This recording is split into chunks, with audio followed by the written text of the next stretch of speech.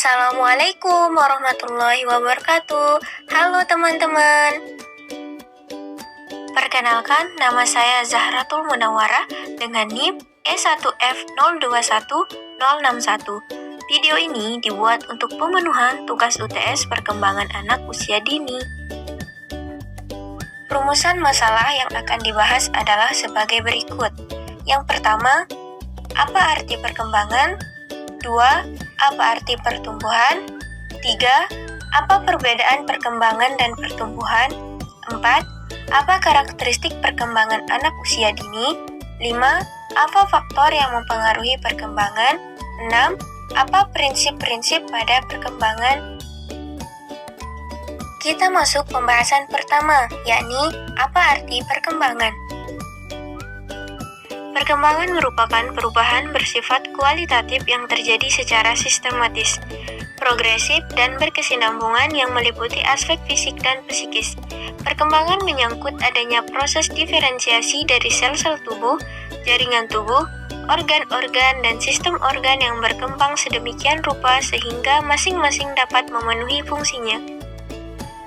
Berikutnya, apa arti pertumbuhan?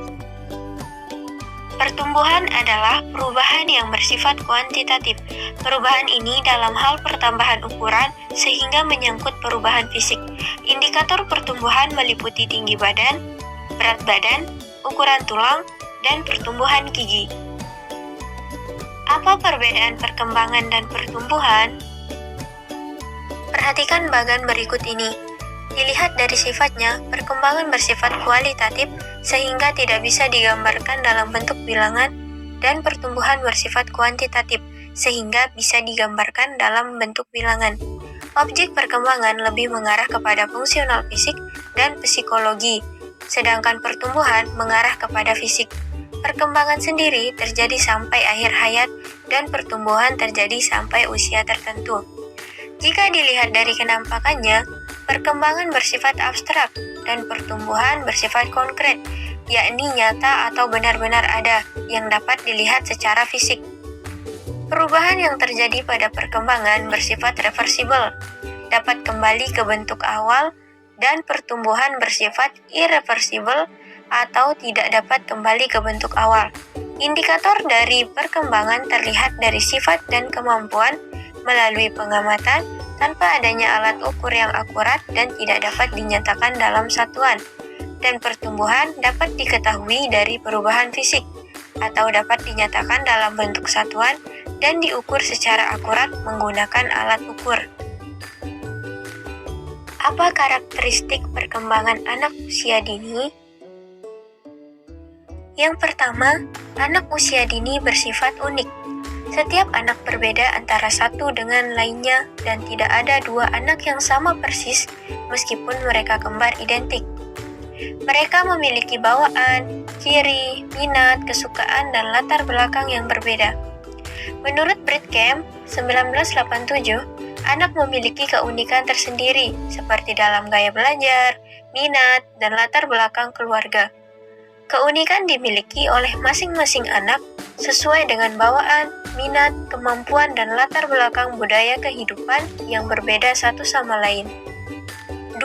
Anak usia dini berada dalam masa potensial.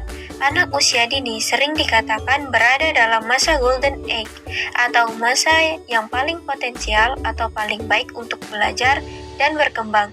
Jika masa ini terlewati dengan tidak baik, maka dapat berpengaruh pada perkembangan tahap selanjutnya.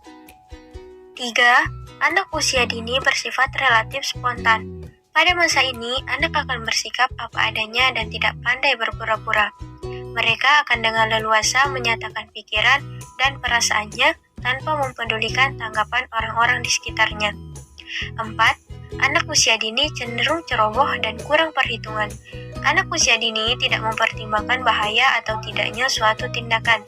Jika mereka ingin melakukan, maka akan dilakukannya, meskipun hal tersebut dapat membuatnya cedera atau celaka. 5.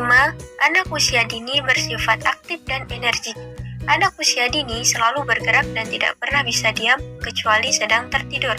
Maka seringkali dikatakan bahwa anak usia dini tidak ada matinya. 6. Anak usia dini bersifat egosentris. Pada umumnya, anak masih bersifat egosentris. Ia melihat dunia dari sudut pandang dan kepentingannya sendiri, serta berdasar pada pemahamannya sendiri. Hal itu bisa diamati ketika anak saling berebut main, atau menangis ketika menginginkan sesuatu namun tidak dipenuhi oleh orang tuanya. Karakteristik ini terkait dengan perkembangan kognitif anak. Berikutnya, apa faktor yang mempengaruhi perkembangan? Yang pertama, sifat dasar genetik anak tersebut. Hal ini merupakan faktor internal yang merupakan bawaan dari sifat orang tua yang diturunkan kepada anak. Misalnya, fisik yang sama dengan anggota keluarga yang lain.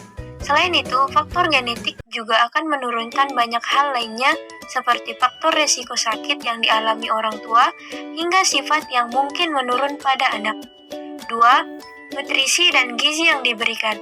Anak membutuhkan nutrisi yang harus dicukupi untuk dapat tumbuh dan berkembang dengan baik, seperti memberikan ASI, dan juga dari makanan yang diberikan dengan kandungan yang dibutuhkan oleh anak saat masa pertumbuhan. 3. Pola asuh orang tua. Sejak dini, anak-anak yang mengalami salah pola asuh akan mengalami berbagai macam masalah psikologi, seperti takut bertemu orang lain, tidak percaya diri, mudah merasa takut dan khawatir, serta berbagai masalah lainnya. Pola asuh orang tua adalah faktor yang mempengaruhi perkembangan anak dari segi mental, fisik, sampai kecerdasan intelijensi. Bila orang tua cukup perhatian dengan perkembangan anak, mereka akan mencoba memberikan stimulus positif seperti memastikan anak mengetahui dan memahami penggunaan waktu antara bermain dengan belajar. 4. Lingkungan sekitar. Anak-anak yang sejak dini tinggal di lingkungan kurang sehat seperti hidup di antara penjudi, peminum, dan lain sebagainya akan menganggap lingkungan seperti itu merupakan dunia yang biasa baginya. Ia akan kesulitan menyadari bahwa hal-hal tersebut dapat memberikan pengaruh negatif dan menghalangi masa depannya. Anak-anak membutuhkan orang dewasa untuk dapat membedakan mana yang baik dan buruk. Mereka akan meniru apa yang dilakukan orang dewasa di sekitarnya. Jika anak tidak dikeluarkan dari lingkungan yang buruk ini, mereka akan terus mengira gaya hidup yang buruk adalah yang paling tepat untuk mereka. Terakhir, apa prinsip-prinsip pada perkembangan? Pertama, perkembangan berlangsung seumur hidup dan meliputi semua aspek. Perkembangan bukan hanya berkenaan dengan aspek-aspek tertentu, tetapi menyangkut semua aspek perkembangan. Aspek tertentu mungkin lebih terlihat dengan jelas, sedangkan aspek yang lainnya tersembunyi. Perkembangan berlangsung terus sampai akhir hayat. Hanya pada saat tertentu perkembangan lambat bahkan sangat lambat, sedangkan pada saat lain mungkin sangat cepat. 2. Setiap individu memiliki irama dan kualitas perkembangan yang berbeda. Seorang individu mungkin mempunyai kemampuan berpikir dan membina hubungan sosial yang sangat tinggi, dan irama perkembangannya dalam segi itu sangat cepat. Sedang dalam aspek lain, seperti keterampilan atau estetika cenderung kurang dan perkembangannya lambat. Sebaliknya, ada individu lain yang keterampilan dan estetikanya berkembang pesat, sedangkan kemampuan berpikir dan hubungan sosialnya agak lambat. 3. Perkembangan relatif beraturan, mengikuti pola-pola tertentu. Perkembangan sesuatu segi didahului atau mendahului segi yang lainnya. Anak bisa merangkak sebelum anak bisa berjalan. Anak bisa meraba atau mengeluarkan kata-kata yang tidak jelas dan tidak bermakna sebelum anak bisa berbicara, dan sebagainya. 4. Perkembangan berlangsung secara berangsur-angsur dan sedikit demi sedikit. Secara normal, perkembangan itu berlangsung sedikit demi sedikit, tetapi dalam situasi-situasi tertentu dapat juga terjadi loncatan-loncatan. Sebaliknya, dapat juga terjadi kemacetan perkembangan aspek tertentu. 5. Perkembangan berlangsung dari kemampuan yang bersifat umum menuju pada yang lebih khusus, mengikuti proses diferensiasi dan integrasi. Perkembangan dimulai dengan dikuasainya kemampuan-kemampuan yang bersifat umum, seperti kemampuan memegang dimulai dengan memegang benda besar dengan kedua tangannya, baru kemudian memegang dengan satu tangan, tetapi dengan kelima jarinya. Perkembangan berikutnya ditunjukkan dengan anak dapat memegang dengan beberapa jari dan akhirnya menggunakan ujung-ujung jarinya. Dalam perkembangan terjadi proses diferensiasi atau penguraian kepada hal yang lebih kecil dan terjadi pula proses integrasi. Dalam integrasi ini, beberapa kemampuan khusus atau kecil bergabung membentuk satu kecakapan atau keterampilan. 6. Secara normal, perkembangan individu mengikuti seluruh fase, tetapi karena faktor-faktor khusus, fase tertentu dapat dilewati secara cepat.